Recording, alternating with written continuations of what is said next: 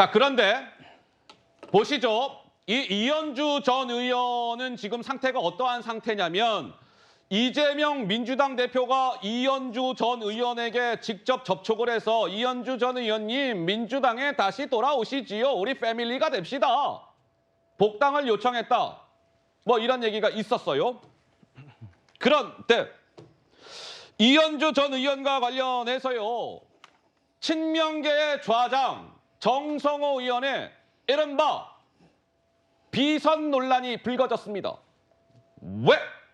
먼저 정성호 의원의 오늘 오전 목소리가 준비가 되어 있습니다. 들어보시죠.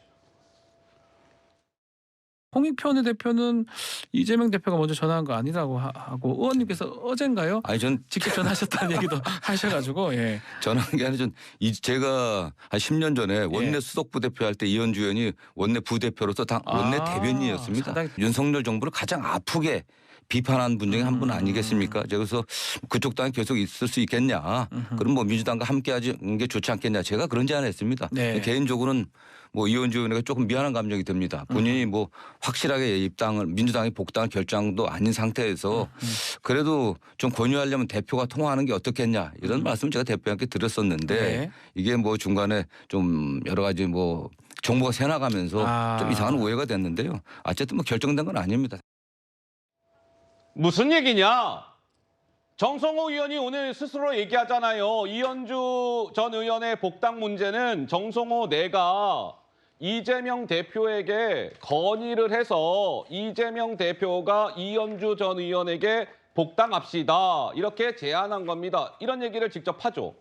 그래서 당장 비선 논란이 불거진 것인데 유인태 전 국회 사무총장은 뭐 이현주 전 의원의 민주당 복당의 문제와 관련해서 에라이?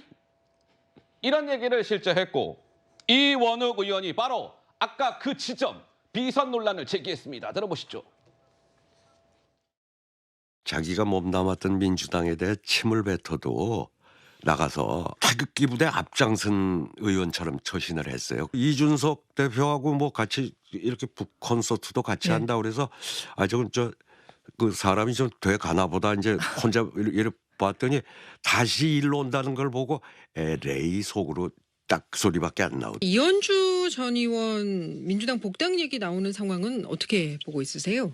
정성호 의원 소개로 했다라고 하는 거 아니겠습니까? 예, 그러니까 그냥 아무런 관련이 없는 사람 분이 권유하면은 또 그거를 받아들이는 당 대표. 이게 뭐 최순실 국정농단과 같은 당정농단을 하는 건지 아니면 진짜로 이재명 대표가 정성호 의원의 아바타인지 의심스럽고요. 윤리심판원에서 당장 조사해야 돼요, 사람. 아니 정성호 의원이 뭐라고요? 아니 지금 민주당에서 당직을 맡고 있는 게 아무것도 없는 인물인데 정성호 의원이 이재명 대표한테 건의해서 이현주 전 의원의 뭐 복당을 요청했다. 이것은요 국정농단의 또 다른 말 당정농단입니다. 이원욱 의원은 이렇게 이야기했고 그거 한번 화면 좀 주시죠. 일전에 이런 일도 있었잖아요. 이재명 민주당 대표가 흉기로 공격을 받아갖고 서울대병원에 입원 중일 때 정성호 의원과 국회 본회의장 이재명 대표는 서울대병원 VIP 병동에서 서로 텔레그램 문자 주고받은 거. 이때도 상황 논란이 있었고 뭐 비선 논란 이런 게 있었는데 또 다시금 비선 논란이 불거진 것이지요. 조현삼 변호사님은 어떻게 보세요? 보통 비선이라고 하면 절차 밖에 있거나 권한이 없는 사람이 개입을 하는 경우를 비선이라고 하죠.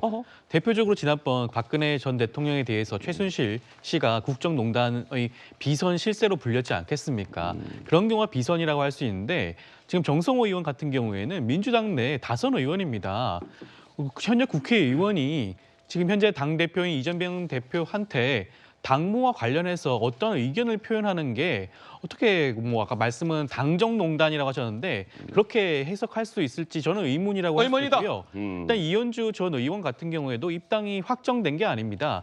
제안을 했던 것이고 아직까지 결론이 난 것도 아니죠. 그리고 임종석 전 실장에 대해서 그 지역구에 대해서 지금 적합조사를 돌리고 있는 것으로 본다고 해서 임종석 전 실장이 배제되는 것도 아닌 게 그 지역 자체가 전략 지역입니다. 전략 지역은 한 분을 공천을 할 수가 없는 구조예요. 전략공관위에서 예. 여러 가지 검토를 거쳐서 전략적으로 공천자를 지정하는 그런 구조로 진행이 될 수밖에 없습니다. 특정 의원은 특정 전 의원이라든가 특정인을 지정할 수가 없는 구조라고 할 수도 있는 거예요. 예, 예. 그렇기 때문에 이런 적합도 조사 과정에 대해서 너무 색안경을 끼고 볼 필요는 없다. 그리고 조상호 변호사에 대해서도 제가 아까 말씀 중에는 변호사비 대납 관련돼서 말씀을 하셨는데 그건 좀 지나친 억측이 아닌가 싶습니다. 네네. 변호사의 보수는 법으로 정해진 규정이 아닙니다. 다양하게 책정할 수 있는 거고요. 업무의 난이도에 따라서 정할 수 있는 부분이라고 할 수 있겠습니다. 네, 서정호 변호사님. 예. 지금 이제 조 변호사님이 예. 비선의 개념을 좀 저는 너무 좁히는 것 같아요. 아이고. 예를 들어 이제 공식 선상에 있지 않은 사람이 예. 4선이든 뭐 8선이든 10선이든 아이고. 개입하면 이게 비선이에요. 예. 예를 들어 이제 국민의힘에도 뭐 다선은 5선, 6선 의원이 있잖아요. 이분들이 한동훈 위원장하고 몰래 징계 수위를 의논한다든지 또는 이렇게 공천 문제를 의논한다든지 이게 다 비선입니다. 비선의 개념이 최서원 씨만 비선이 아니고 공식 개통 라인에 있지 않은 분이 사적으로 개입하면 비선이다. 이 말씀 드리고 예. 그다음에 그 변호사비는 우리 박균택 이분도 광주에 출마하잖아요. 예. 근데 예를 들어 이런 판례들도 있습니다. 통상적인 변호사비보다 현저히 싸게 해주고 대신에 다른 대가가 네. 온다면 문제될 수도 있다. 예, 예. 이 정도 논의 의혹을 제기한 거지 뭐 이게 단정적으로 말한 건 아니에요. 알겠습니다. 우리 서정호 변호사님의 개인 의견 주장을 저렇게 주신 것이고 자, 글쎄요. 정성호 의원의 비선 논란이 정치권에서 다시금 불거졌다. 이 소식에 이어서 저희가 준비한 세 번째 주제 궁금들 하시죠. 만나보시겠습니다.